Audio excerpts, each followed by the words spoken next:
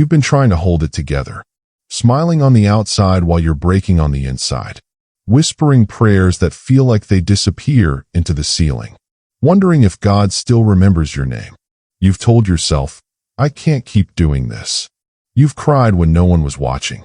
You've walked through nights that felt endless, the kind of nights where hope feels like a faraway memory. But hear me, God saw it all. Every tear, every trembling breath, every moment you wanted to give up but didn't. And He sent me here to tell you, you are not forgotten. Because right there, in that place where you feel weakest, His grace is about to show up strongest. Grace doesn't wait for your strength. It meets you in your weakness. It doesn't need your perfection. It pours itself into your surrender. You see, sometimes God allows the breaking so He can release what's been buried. The pain you've been feeling isn't proof that God has left. It's evidence that He's still shaping you. The crushing was never meant to destroy you. It was meant to produce something holy in you. Paul understood this when he cried out to God about his thorn, that thing he wished would just go away. And God said to him, My grace is sufficient for you, for my power is made perfect in weakness. 2 Corinthians 12 verse 9. That word sufficient means it's enough. Enough when you're exhausted. Enough when your prayers seem unanswered. Enough when the door stays closed and you don't understand why. You don't need to be stronger.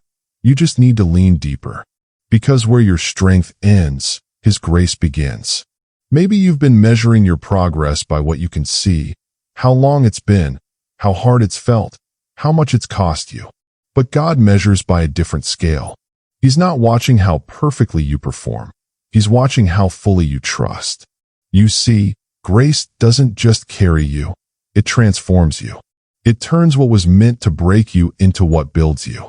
It takes the ashes of your disappointment and molds them into something radiant. You've been asking God, why hasn't it happened yet? Why haven't you come through? And heaven whispers back, because I'm still preparing you for what I'm preparing for you. There's a timing to grace, a rhythm to how it flows. And right now, though it may feel like silence, grace is working in unseen ways. It's softening your heart, deepening your roots, strengthening your spirit for the season that's about to unfold. Sometimes God hides His greatest work in your hardest season. Just because you don't see it doesn't mean it's not happening. Remember the seed, buried in darkness, covered by dirt, forgotten by sight. But while it's hidden, life is stirring. Roots are reaching. Growth is beginning. That's you right now. You're underground, but you're not unloved. You're hidden, but you're not hopeless. God is using this very season to form something eternal inside you. Isaiah 61 says that God gives beauty for ashes, joy for mourning, and a garment of praise for the spirit of heaviness. But notice, you don't get the beauty without the ashes. You don't get the joy without the mourning. Because it's through the breaking that the oil of grace begins to flow. You might not see it yet, but heaven is weaving something beautiful from your pain. The threads that look tangled right now are actually forming a masterpiece in His hands. There's a moment in every believer's journey where faith stops being a theory and becomes survival. Where trusting God isn't just a Sunday phrase. It's the only thing keeping you breathing. If that's where you are right now, I want you to know you are standing on holy ground. Because that's the exact place where grace comes alive. Grace doesn't just pull you out. Sometimes it holds you through. Sometimes God's miracle isn't in removing the storm, but in teaching you to rest while the winds still blow. Sometimes His power is not the kind that parts the sea. It's the kind that keeps your heart steady while you wait on the shore. And that's what He's doing in you now. He's building endurance. He's training your heart to trust Him even when nothing makes sense. Because one day, you'll look back at this valley and realize it wasn't punishment, it was preparation. I know it feels like you've been walking too long with no visible change. But Galatians 6 verse 9 says, Let us not become weary in doing good, for at the proper time we will reap a harvest if we do not give up. There is a proper time, a divine, appointed, perfect moment that God Himself has set aside for your breakthrough. You can't rush it, and you can't delay it. But you can stay faithful until it comes. Don't mistake delay for denial. Just because it hasn't happened yet doesn't mean it won't. God's "not yet" is still a promise in progress. You might feel like everything's falling apart, but from heaven's perspective, everything's falling into place. You've been praying for strength, but God has been giving you grace. Because grace does what strength cannot. It steps in when your willpower collapses. It lifts you when your faith feels faint. It reminds you that you were never meant to carry this alone. This is why the Apostle Paul said, "When I am weak, then I am strong." Not because weakness itself is power, but because weakness becomes the doorway through which grace walks in. And when grace enters, everything changes. Your weakness is not a liability, it's an invitation. An invitation for God to show you just how powerful He really is. So don't give up now. Don't walk away right before the miracle unfolds. The same God who began a good work in you will be faithful to complete it. You may not feel strong, but you are held. You may not have answers, but you have access. And right now, grace is flowing to the exact place where you need it most. It's healing what's been broken. It's restoring what's been stolen. It's reminding your soul, you're still chosen, still loved, still seen. This isn't the end of your story. It's just the chapter where grace steps in and rewrites everything. So breathe.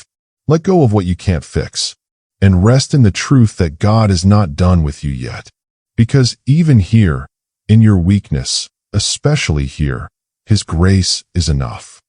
There's something sacred about the moments when you feel like you've reached your end. When you have no more words to pray, no more strength to stand, and no more tears left to cry. Because that's the moment heaven leans in closer. That's where divine exchange begins. Your weakness for His strength, your surrender for His strategy, your pain for His presence. You've been walking through this season thinking you're losing everything. But what if you're actually being positioned? What if God has been using the very things that felt like losses as tools of alignment? You see, grace doesn't always look like favor. Sometimes it looks like loss that leads you back to His heart. It was grace that closed that door. Grace that allowed that delay. Grace that said no to what you thought you needed, so He could give you what you were truly made for. Sometimes we call it rejection, but heaven calls it redirection. And right now, grace is redirecting your story. I know it's hard to see it when you're still in the middle. It's like standing in the center of a painting that's not yet finished. The colors look messy, the brushstrokes seem random, and the picture doesn't make sense.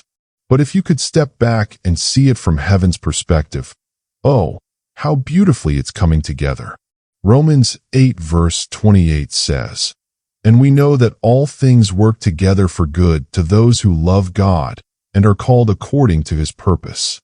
All things, not some, not the easy ones, not the pleasant ones, all. That heartbreak that still stings, it's part of the working. That delay that makes you feel forgotten, it's part of the weaving.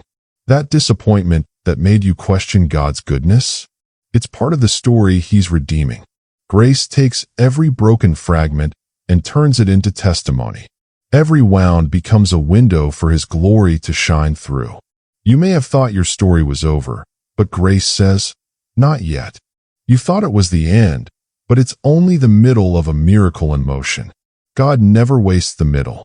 In the book of John, there's a moment where Lazarus lies dead in a tomb. For days have passed. Everyone around believes it's over. Even his sisters say, "Lord, if you had been here, my brother would not have died." Have you ever prayed that?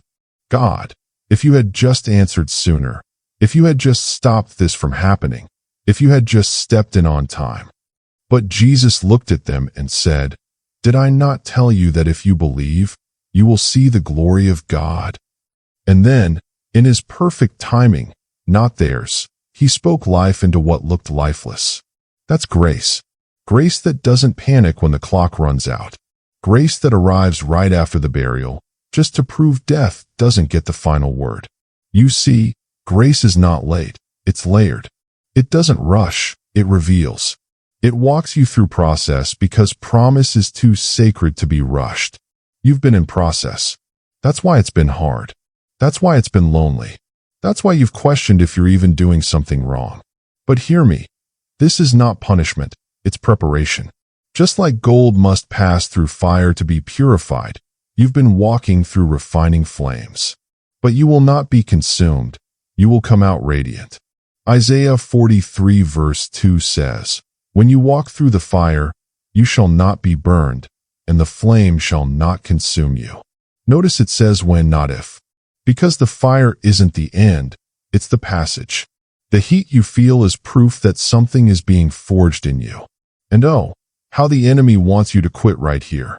He knows that if he can't stop your destiny, he'll try to drain your hope. He'll whisper, "You've waited too long. You've prayed too hard. You've believed for nothing." But that's a lie straight from the pit of hell. You are closer than you think. Your midnight is darker because dawn is about to break. Grace always shines brightest just before breakthrough. Do you remember Peter? He toiled all night fishing and caught nothing. But when Jesus said, "Cast your net on the other side," he obeyed, even though he was exhausted, even though it made no sense. And in that simple act of faith, the same waters that once mocked him became the waters that overflowed with blessing. That's what happens when grace steps in. What was empty becomes full. What was barren begins to bear fruit. What was wasted turns into wonder. You've been faithful in the waiting. You've prayed through pain, worshipped through worry, and believed through disappointment. And heaven has taken notice. You may not feel seen, but heaven has your name written on its walls. Isaiah 49 verse 16 says, "See, I have engraved you on the palms of my hands." That means every time God moves, he sees you. Every time he stretches forth his hand, your story is before him. So don't believe the lie that says you're overlooked. You're not overlooked. You're being overprepared. You're being refined for something bigger than you imagined.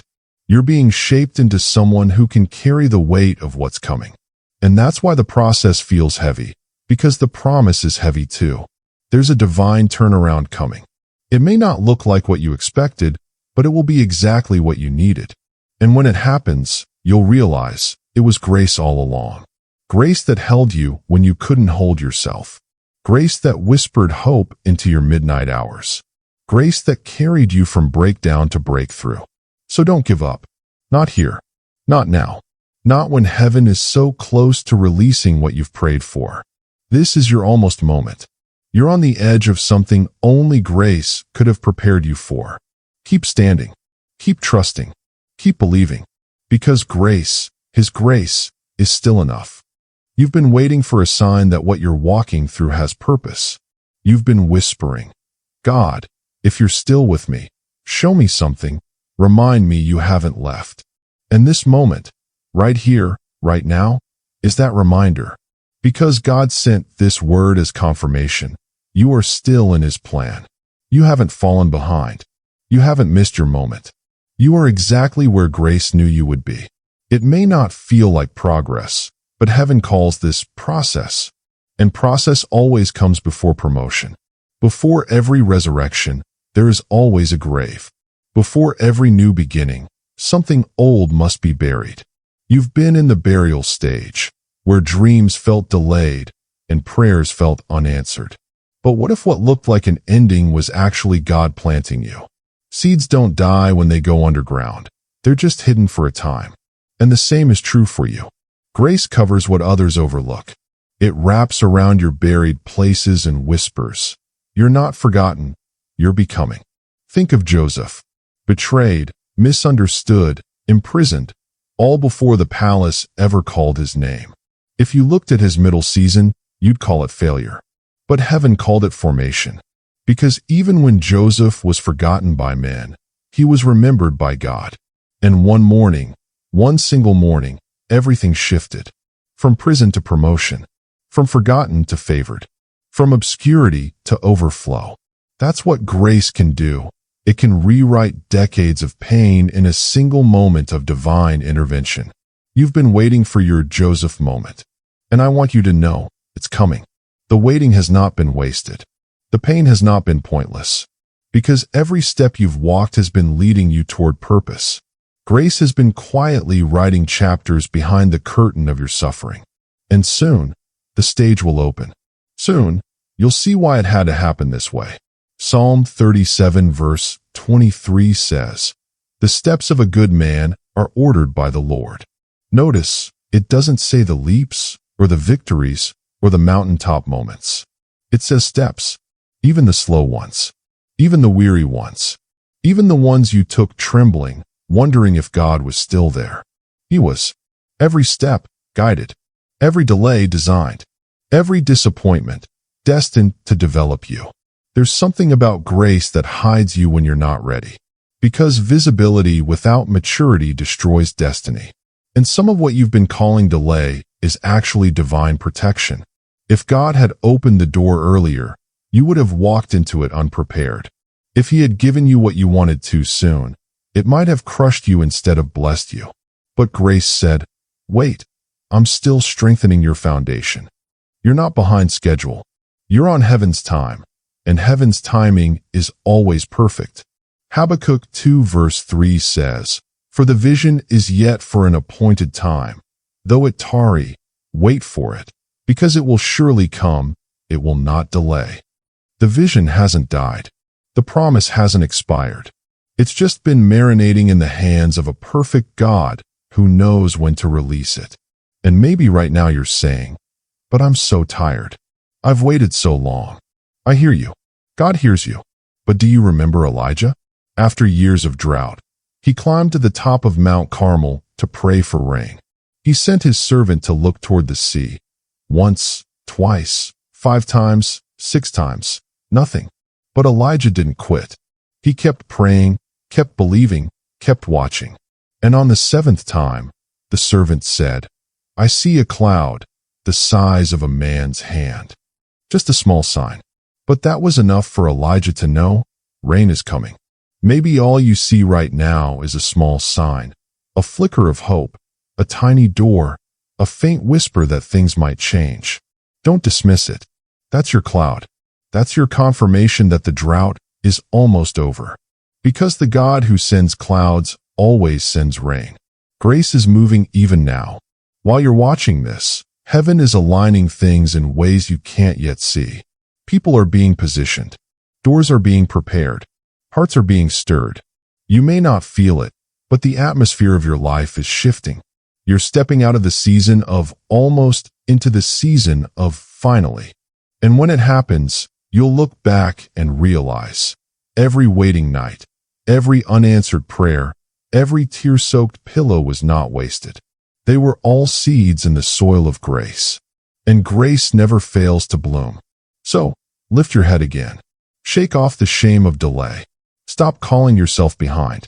You're not forgotten. You're being formed. When the enemy says, "It's over," grace says, "It's only beginning." When the enemy says, "You failed too much," grace says, "My mercy renews every morning." When the enemy says, "You're too weak to keep going," grace says, "That's exactly where my power shines brightest." Don't give up. Don't let temporary exhaustion make you forfeit eternal purpose. The story isn't finished. The author is still writing. And when he's done, it will be a story only grace could have written. There's a moment, often quiet, almost unnoticeable, when the shift begins. It's not loud. It doesn't always look miraculous at first. But something in your spirit senses it. Something is changing. You can't explain it, but the despair that once felt heavy starts to feel different. Hope begins to whisper again. Peace starts to return in places that used to ache. And though nothing outside has changed yet, something inside you has. That's what grace does. Before it changes your situation, it changes you.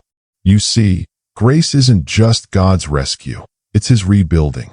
It reaches into the wreckage of what you thought was ruined and starts quietly constructing redemption out of the debris. It's gentle but powerful, slow but unstoppable. And maybe that's what God's been doing in you all along, rebuilding. Not just restoring what you lost, but reshaping who you are. Because what's coming next requires a version of you that knows how to stand in storms and still believe. He's been teaching you to trust when you couldn't trace him, to praise when you couldn't see proof, to believe even when your heart was breaking. That kind of faith, the kind forged in fire, cannot be stolen. And that's why the process has been so long. Because God wasn't just preparing your promise. He was preparing you to carry it. David said in Psalm 119 verse 71, "It was good for me to be afflicted so that I might learn your decrees." At first glance, that sounds impossible. How could pain be good? But what David discovered, and what you are discovering, is that sometimes affliction becomes the very classroom where you learn who God really is. It's in weakness that you meet his strength. It's in waiting that you learn his timing. It's in surrender that you discover his sovereignty. And that's where you are now, standing on the edge of transformation. Grace has been chiseling away everything that doesn't belong, everything that can't go with you into the next season. You've been losing things, yes, but not because God is cruel. Because he's clearing space for the new. The enemy wants you to believe this season was a waste, that the silence meant God had abandoned you. But let me tell you the truth. Heaven has been busy. The silence wasn't absence, it was strategy. The waiting wasn't punishment, it was preparation. The weakness wasn't failure, it was formation. Grace has been quietly constructing what your faith cried out for. And in due time, it will all make sense. Because just like in Genesis, where God formed man from the dust, he's been forming new strength from the dust of your brokenness. He's been breathing into what others gave up on. And soon, what looked dead will rise again, alive, strong, full of purpose. There's a divine irony in grace. It often shows up disguised as struggle. We think it's God being distant, when it's actually him drawing us closer. We think it's him withholding, when it's actually him protecting. We think we've been forgotten, when in reality, we've been set apart. Grace will separate you before it sends you. It will isolate you before it elevates you. It will strip away comfort so you can carry calling. That's what Jesus did with Peter. Before Peter ever preached to thousands, he was broken in private. He denied Jesus 3 times, the ultimate failure. But when the resurrected Christ found him on the shore, he didn't condemn him. He cooked him breakfast. He restored him. And he said, "Feed my sheep." That's what grace does. It restores purpose where shame once lived. It takes failure and turns it into fuel for destiny. And that's exactly what God is doing in you right now. He's rewriting your identity through mercy. You thought you were disqualified, but heaven says you're being recommissioned. You thought your mistakes ruined everything, but grace says, "Watch what I can rebuild." You are not who you were when this trial began. You've grown quieter but stronger. You've learned to depend not on people, but on presence. You've discovered that peace isn't the absence of problems. It's the awareness of God in the middle of them. This is maturity. This is transformation. This is what grace looks like in motion. I want you to pause for a moment and really think about where you've come from. You shouldn't even be here, not with everything you've faced. But you are. You're still standing, still breathing, still believing, even when belief hurts. That's grace. You've been carried more than you've realized, protected more than you've perceived, loved more deeply than you've dared to imagine. And if grace has carried you this far, it will carry you the rest of the way. Because the same God who walked you through the valley isn't going to abandon you on the climb. The same hand that held you in the darkness will lead you into the dawn. The same grace that met you in your weakness will manifest in your victory. You are entering a new chapter. The weight you've carried is lifting. The tears you've sown are about to produce joy.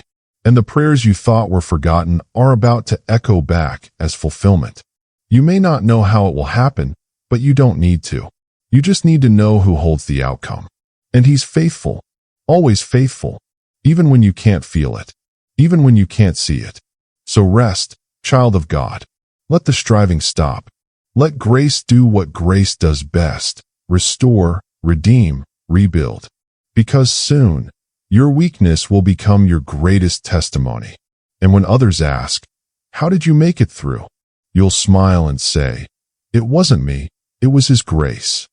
You've walked through fire. You've faced storms. You've wrestled with silence and sat in the tension of not yet. But through it all, one truth has never changed. God's grace has never left you.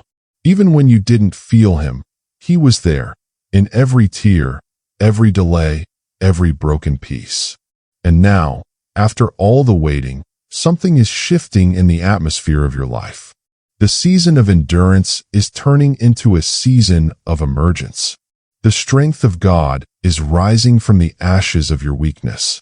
You may not recognize it yet, but heaven is already celebrating what's about to unfold. Because this is not your ending, it's your awakening. Grace is rewriting your story, and you are stepping into restoration. There's a sound in the spirit, the sound of chains breaking, the sound of fear losing its grip, the sound of a weary heart beginning to hope again. This is your moment to exhale, to let go of what was and embrace what is becoming, to stop fighting for control and start resting in divine promise. You are not forgotten. You are not behind. You are not too late. You are right on time for the glory that's about to be revealed in your life. Romans 8 verse 18 says, "The sufferings of this present time are not worthy to be compared with the glory which shall be revealed in us." That means what's coming out of this season will outweigh everything you went through in it. The pain was real, but the purpose will be greater. The waiting was long, but the reward will be eternal. Now let's pray. Wherever you are, close your eyes for a moment. Breathe. Let these words sink into your spirit like rain on dry ground. Heavenly Father, I lift up every son and daughter who feels weary right now. Every heart that's been holding on by a thread. Every soul that's been whispering, "God, I don't know how much longer I can do this." Lord, let your presence fill the room where they sit. Let your peace wrap around them like a warm blanket in the middle of their storm. Let your voice silence every lie of the enemy that says they're forgotten or finished. Right now, Father, I declare over them that your grace is rising. Grace that restores. Grace that rebuilds. Grace that turns weakness into witness and brokenness into breakthrough. Breathe fresh wind into their spirit, Lord. For every place that's been heavy, lift it. For every burden that's been too much, carry it. For every unanswered question, let your comfort speak louder than explanation. God, I thank you that you are not a distant observer. You are Emmanuel, God with us. You're the God who walks into the fire with us, who stands in the storm beside us, and who whispers hope when everything else feels lost. Right now, I speak divine reversal. Where there's been delay, let there be acceleration. Where there's been loss, let there be restoration. Where there's been mourning, let there be dancing. Where there's been silence, let there be songs of deliverance. And Lord, for the one who feels too weak to keep going, I thank you that your word says, "Those who wait upon the Lord shall renew their strength." Let strength rise again. Let courage rise again. Let faith rise again. Father, remind them that this valley is not forever, that even here, your goodness is chasing them down. Remind them that what they call the end is often where you begin again. Lift the shame of failure. Heal the wounds of delay. Restore the joy that the enemy tried to steal. I speak peace to the storms in their minds, peace to the chaos in their hearts, peace to the fears about tomorrow. Because you, Lord, are still on the throne, and you are still faithful. And now, God, I declare that a new chapter begins tonight. A chapter written not by pain, but by promise. Not by striving, but by grace. Let divine doors open that no man can shut.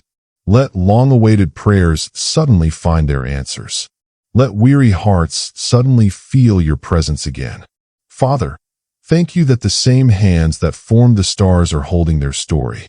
Thank you that your timing is perfect, your plan is good, and your grace is enough. Now, I seal this prayer in faith. Let it echo through every dark place and remind every weary soul they are seen, they are loved, and they are chosen. In Jesus' mighty name. Amen. Friend, if this message spoke to your heart, if you felt God's presence as you listened, that wasn't an accident. He's been trying to tell you, don't give up. You are closer to breakthrough than you've ever been. And His grace, the same grace that's carried you through the valley, will carry you into victory. If this word touched your spirit, share your story or prayer request in the comments below. You're not alone.